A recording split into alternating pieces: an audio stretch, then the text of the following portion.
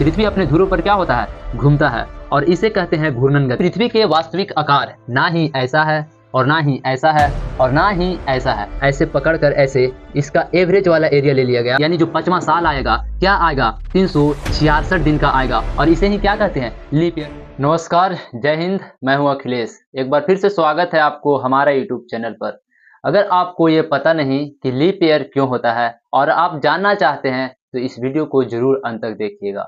अगर आप पृथ्वी के गतियों को समझना चाहते हैं कि कैसे होता है और कितने प्रकार के होते हैं तो भी आप इस वीडियो को अंत तक जरूर देखिएगा। अगर आप पृथ्वी के बारे में समझना चाहते हैं कि इसका वास्तविक आकार कैसा है तो भी आप इस वीडियो को अंत तक जरूर देखिएगा। चलिए मैं इस वीडियो को शुरू करता हूं।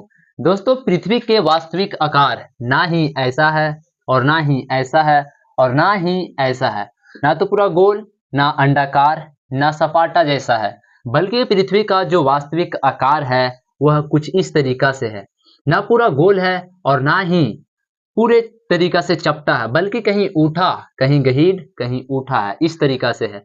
तो आखिर ऐसा क्यों होता है कि लोग पूरे गोल तरीके से पृथ्वी को दर्शाते हैं? तो देखो, ये ना तो इसका ऊपर वाला हिस्सा लिया गया और ना ही नीचे वाला हिस्सा लिया गया, इसको इस तरीका से लिया गया है। इस तरीका से ऐसे पकड़कर ऐसे इसका एवरेज वाला एरिया ले लिया गया और इस तरीका से इसे गोल बना दिया जाता है। क्या बना दिया जाता है? गोल। यानी पृथ्वी को कैसे दिखाया जाता है?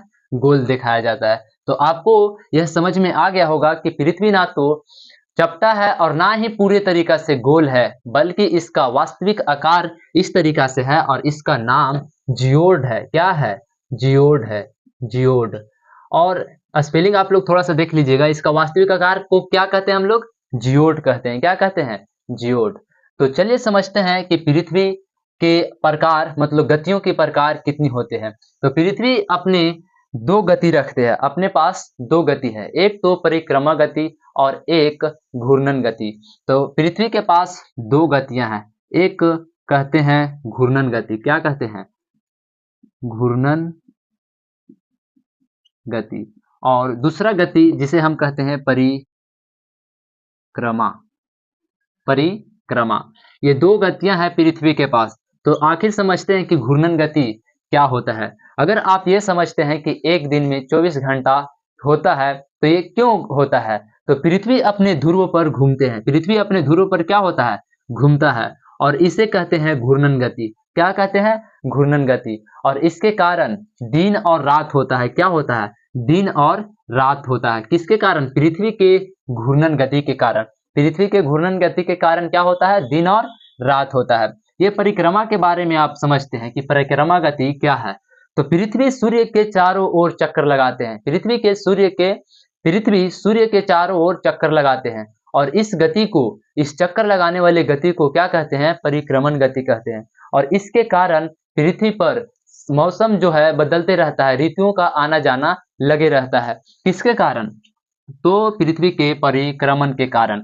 और हमें ये टाइम पीरियड बता दूं कि जो घूर्णन गति होता है वह एक चक्कर अपने ध्रुव पर, यानी घूर्णन गति पृथ्वी एक चक्कर कितना बार में घूम लेता है, कितना घंटा में?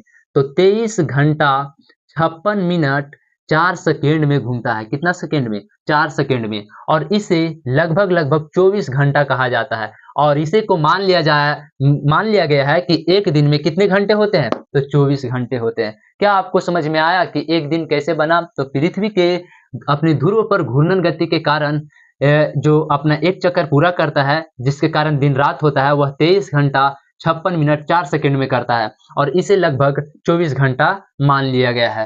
ये टाइम पीरियड घटते जा रहा है। ये क्या हो रहा है? घटते जा रहा है। और परिक्रमा क्या होता है?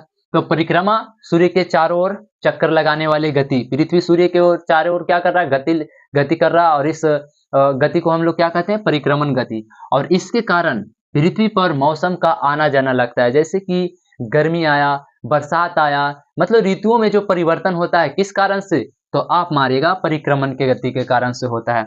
और इसके कारण पृथ्वी अपने पूरे परिक्रमा पूरा करने के लिए, एक परिक्रमा पूरा करने के लिए पता है कितना समय लेता है? दोस्तों, एक परिक्रमा पूरा करने के लिए 365 दिन 6 घंटा का समय लेता है। पृथ्वी सूर्य के एक चक्कर पूरा करने में कितना समय ले रहा है? तो 365 दिन और 6 घंटा ले रहा है। और यही 365 दिन 6 घंटा के कारण आगे चल के लीप ईयर्स बन जाते हैं। क्या बन जाते हैं? लीप ईयर्स बन जाते हैं। चलिए कैसे दिखाते हैं।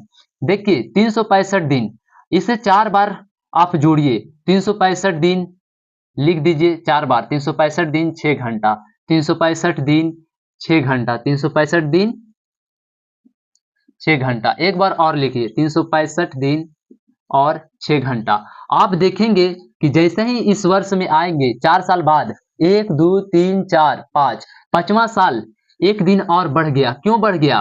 क्योंकि एक दिन बराबर कितना माने है? 24 घंटा माने है। कितना माने है? 24 घंटा। ये तो ठीक है, हर एक साल 365 दिन, हर एक साल 365 दिन, हर एक साल 365 दिन, लेकिन ये 6-6 घंटा जो आपस में जुड़ता है तो 5वां साल जो आता है क्या आ जाता है? एक दिन और आ जाता है। 6 6 6 6 यानी 6 12 18 और 24 आ जाता है। यानी कितना घंटा?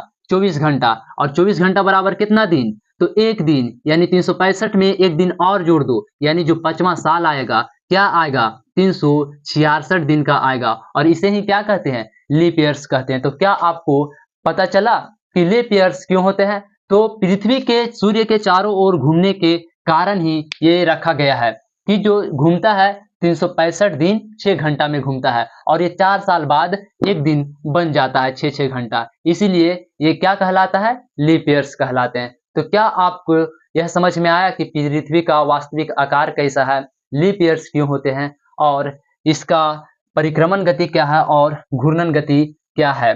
अगर ये समझ में आया तो ऐसा ही वीडियो देखने के लिए बने रहिएगा हमारे चैनल पर। जय हिंद, जय भारत।